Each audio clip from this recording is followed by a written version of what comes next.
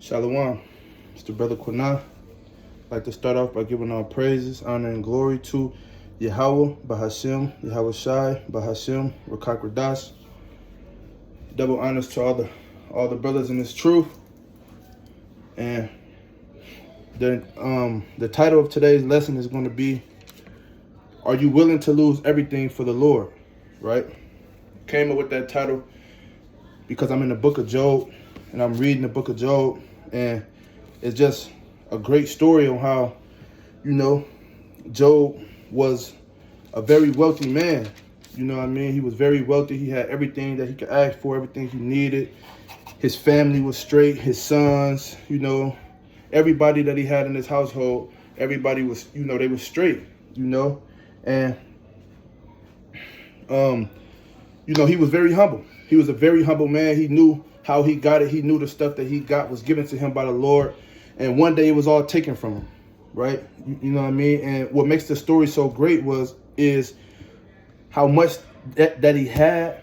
And just imagine waking up one day just suddenly losing everything that you got.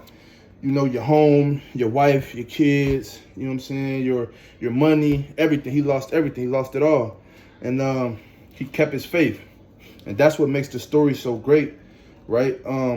Unbeknownst to him, he didn't know that that Satan, was directly testing him, at the authority of the Lord. You know what I mean? The Most High, at the authority of the Most High, Satan was directly testing him because he knew how much the Lord knew how much Job was pure, right, in his heart, as far as his love for the Most High, right? And so that's the motivation of the video right here. So without further ado, I'm gonna jump into it, and I'm gonna start in the book of Job, on first chapter, starting at the top.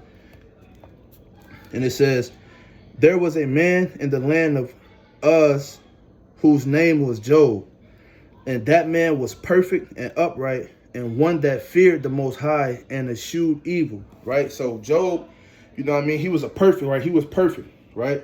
So, Yahweh Shai wasn't the only person in the Bible that was perfect, right? Because it just says right here that Job was perfect and upright in everything that he did, and he feared the Lord, and he never minded any type of evil. Excuse me, right? And verse 2, and there were born unto him 7 sons and 3 daughters.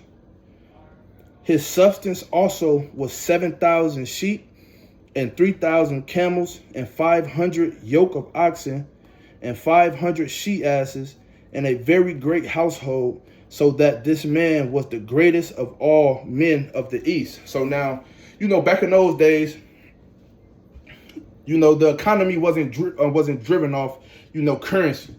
You know what I'm saying? You was considered wealthy based off, your cattle. You know what I mean? That was your money back then, your cattle, things like that. Certain seasonings, depending on the times that they was in and stuff like that. So according to all of the cattle that he had, he was a very wealthy man. He didn't want for nothing, right? Because the cattle produce everything that, we use our currency for today, right? So he had it all already, right? Verse 4. And his sons went and feasted in their houses, every one his day, and sent and called for their 3 sisters to eat and drink with them. And it was so, when the days of their feasting were gone about, that Job sent and sanctified them, and rose up early in the morning and offered burnt offerings according to the number of them all. For Job said, it may be that my sons have sinned and cursed the Most High in their hearts. Thus did Job continually, right? So now I'm gonna jump over to like verse 13, right? We're just gonna start getting into when Job started losing everything, right? So this is verse 13, and it says, And there was a day when his sons and his daughters were eating and drinking wine in their eldest brother's house. And there came a messenger unto Job and said, the oxen were plowing and their asses feeding beside them. And the Sabines fell upon them and took them away. Yeah, they have slain the servants with the edge of the sword. So they was pretty much robbed right here, right? Right, they was pretty much robbed, right? So this is the beginning when he started losing. When he started losing shit, right? Continuing on. And I only am escaped alone to tell thee. So this one of his servants that just came and told him, like, man, we was just robbed. Yeah, they just took everything. You know what I mean? And verse 16, while he was yet speaking, there came also another and said, the fire of the Most High is fallen from heaven and hath burned up the sheep and the servants and consumed them, and I only escaped alone to tell thee. Right? So now he started losing cattle, you know what I mean? Sheep, you know. Verse 17. Right? Because if you remember at the top where it started listing all of the sheep he had. You know, he had, I want to say he had 7,000 sheep, 3,000 camels, 500 yokes of oxen, right? So he was, according to cattle, he was very wealthy. He was a very wealthy man. He had everything that he could ask for, right? Verse 17, it say, while he was yet speaking, there came also another and said, the Chaldeans made out 3 bands and fell upon the camels and have carried them away. Yeah, and slain the servants with the edge of the sword, and I only escaped alone to tell thee. While he was yet speaking, there came also another and said, thy sons and thy daughters were eating and drinking wine in their eldest brother's house. And behold, there came a great wind from the wilderness and smote the 4 corners of the house, and it fell upon the young men, and they were dead. And I only am escaped alone to tell thee. Right? So we're going to pause for a second right there, right? Just to kind of get where we left off at. Right? We're going to pick back up at verse 20. So, boom. Just kind of rewinding a little bit. It started off letting you know Job, who Job was, where he was from, and what he had, right? He was a wealthy man. Right? He was a wealthy man. Right? And just suddenly one day he just started losing everything, right? And he never act like if you notice, as he getting all of this ran down to him, he never asked the question why. You know what I mean? Because like at the beginning of the chapter, like it said, he was a perfect and upright man, right? And so from there I want to jump to the book of Matthew, right? The 19th chapter. The book of Matthew, the 19th chapter. And I'm going to start at like verse 21, right? And it says, start at verse 21, Matthew 19, verse 21. Yahushua said unto him, if thou wilt be perfect, go and sell that thou hast and give to the poor, and thou shalt have treasure in heaven, and come and follow me. Right? So that's Yahushua speaking to a certain individual, you know what I mean, who clearly had, you know, a lot, you know, more than likely he had a lot. And like he was just testing him, man. He just was testing him like, okay, yeah, everything that you got, right? Go sell everything that you got and come follow me. Come follow the ways of the Lord, right? And in doing so, you will get, you will inherit the kingdom of heaven. You will have a treasure set up for you in the kingdom of heaven. Right? Verse 22. But when the young man heard that saying, he went away sorrowful, for he had great possessions. Right? So now I'm going to stop there and I'm going to jump back to the book of Job. Right? It say, once Yahushua made that proposition to that individual, he went away like, damn, man, I got to lose it all. And you want me to give up everything and come follow you? You know what I mean? Because when you got everything that you want, you know, so to speak, life is kind of going your way. You know what I mean? And like a lot of people wouldn't sacrifice that today. You know what I'm saying? Even back then, a lot of people wouldn't sacrifice that, right? Because that's just, you know, that's just too much like right. This is we back in the book of Job, chapter 1, verse 20. It say, then Job arose and rent his mantle and shaved his head and fell down upon the ground and worshiped. After losing everything, the last of everything that he lost his kids, right? First he lost all his money, all his cattle, and then he just lost all his kids, right? Verse 22, and said, naked came I out of my mother's womb, and naked shall I return thither. The Lord gave, and the Lord hath taken away. Blessed be the name of the Lord.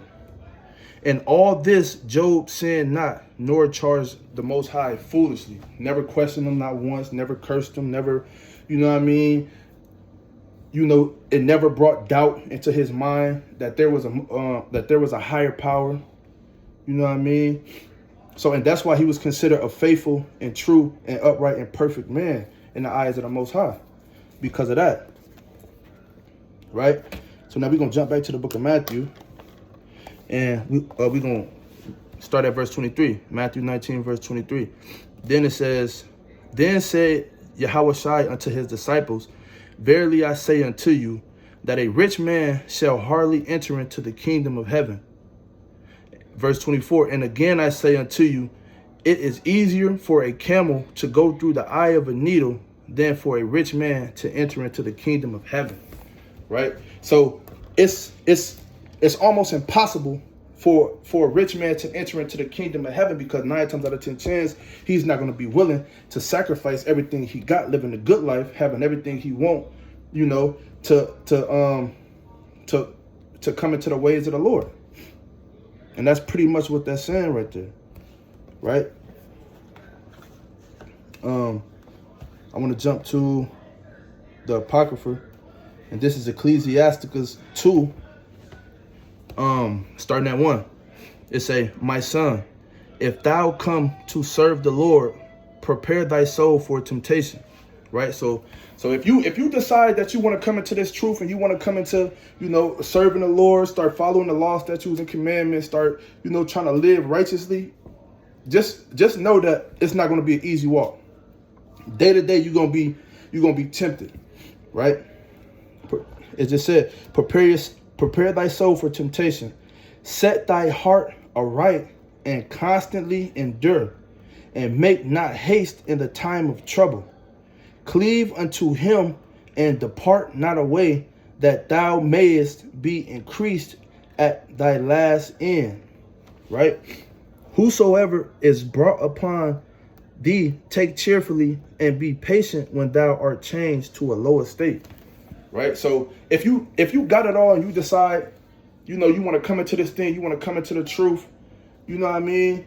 And temptation hit you, and part of that temptation, you start losing things, you know what I mean? You start losing your car, start losing your house, start losing your wife, because, you know what I mean, for different reasons. You know, you might have a wife, you know what I mean, who liked you shaved and groomed up. You know what I'm saying? Liked you better when you shaved and groomed up. You know, keep your beard and your mustache and stuff trimmed up, you know. But you come into the truth and you see that that's against the law, right? For us, that's in this truth that we can't shave our beard, we can't shave our mustache and nothing like that. And for that reason alone, your wife don't want to be with you no more. That's a sacrifice right there, right? That's a sacrifice right there. So now we go back to Matthew when it said, at Matthew 19, verse 21, and it said, Yahushua said unto him, if thou wilt be perfect, go and sell that thou hast, and give to the poor, and thou shalt have treasure in heaven, and come and follow me.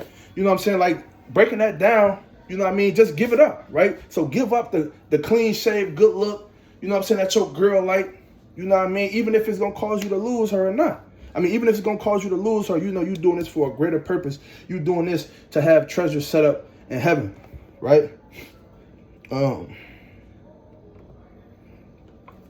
Yeah, you know what I mean? You just got to know that we doing this for the greater good, right? We not, like, this is not going to give us, right? We're not in our rest right now, as it say in the scriptures. You know what I mean? We're not in our rest. We working towards our rest. Right now, we laboring, right? We putting in that work. You know what I mean? We tired, you know? It seems like everything ain't, it seems like nothing's going our way right now, but when you think about it, we on the side of the Lord, right? This is Revelation 12. I'm going to start at verse 10, right? It say, "And I heard a loud voice saying in heaven, now is come salvation and strength and the kingdom of our power and the power of Yahushua, for the accuser of our brethren is cast down, which accused them before our power day and night." Right? "And they overcame him by the blood of the Lamb and by the word of their testimony, and they loved not their lives until the death." Love not your lives. Come out of her, as it said in the scriptures. Hold on, let me see. I think that's Revelation 18. Revelation 18.